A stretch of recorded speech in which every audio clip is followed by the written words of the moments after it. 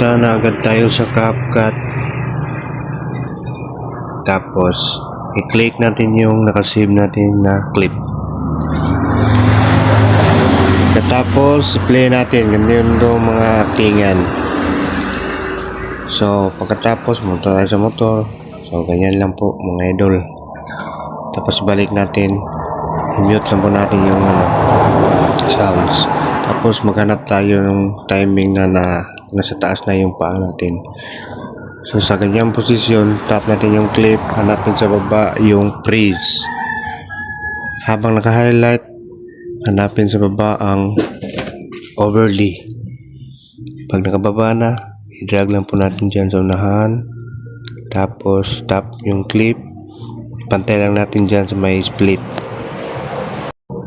Pagkatapos hanapin sa bang remove BG, custom removal. Tapos i-adjust lang po natin yung brush. Lagay lang po natin dyan sa number 6. Tapos i-brush lang po natin yung motor at saka yung sa gitna. Yan lang po. Tapos i-pass forward na lang po para mabilis. So pag natapos na ma-brush yung sa gitna, tayo lang mag-green check. Tapos i-tap natin yung check sa baba. Kita nyo yung arrow dyan sa baba mga guys. I-tap nyo lang yan ng 2 beses. Tapos hanapin yung aspect ratio.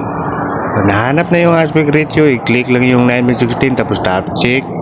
Tapos i-zoom in lang po natin yung mga clip natin. Yung sa baba, ipantay din natin.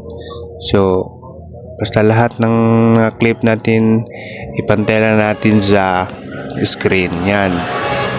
So pag natapos na, pag i-play natin, ganito na yung resulta niya. So di ba parang totoo. So tapos na tayo mag-edit. So kung nasundan nyo yung tutorial natin step by step, huwag kalimutan mag-like, comment, and share para updated ka pa sa susunod kong mga tutorial. Kaya ba